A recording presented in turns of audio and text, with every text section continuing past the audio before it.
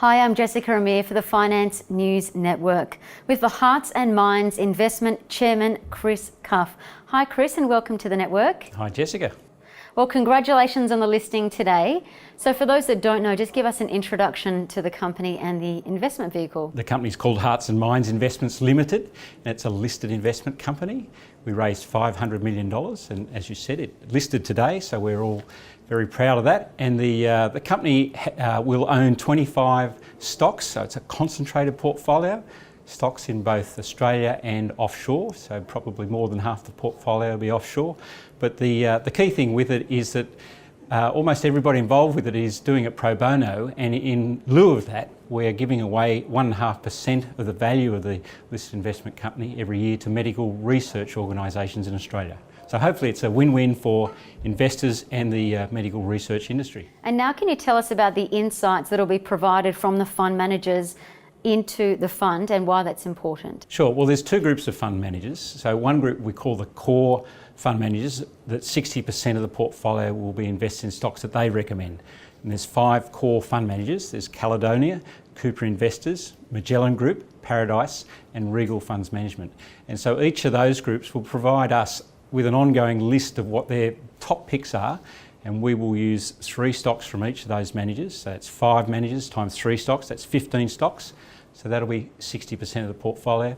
And the other 40% of the portfolio will come from managers who present at the yearly Sohn Hearts and Minds Conference, which happens to be on this Friday in Melbourne. So we'll take 10 of those picks from those fund managers. So in total, 25 stocks, which makes it a concentrated portfolio, but it's from what we would regard the best managers across Australia.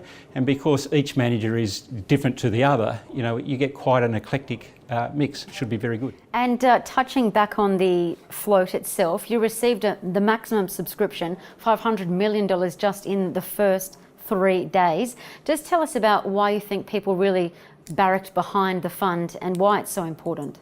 Yeah, well, it was extremely strong demand. It was much stronger than we had anticipated at the start, but we're only after 500 million. We didn't want more than that.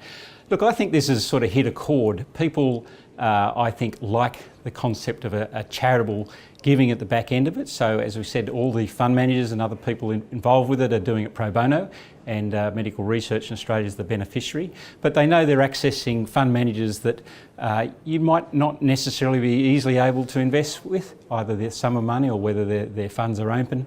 And these fund managers are sort of hand-picked by us. So I think people are getting a sort of easy one-stop shop group of managers. And lastly, Chris, what's the long-term ambition for the company? We've raised the money now, so we've got to get on with the investing, but look, the key will be invest well. As I pointed out, the managers we're using we think are the top of their game, and then really getting the donations going to the medical research groups in Australia. And look, Australia leads the world in medical research, and we do a lot there. And so this will provide, if you look at 500 million starting point, 1.5%, that's $7.5 million from day one is going to these organisations. So it should make a real impact. Wonderful. Chris Cuff, thank you so much and congratulations on the listing and well done on the initiative. Thank you very much.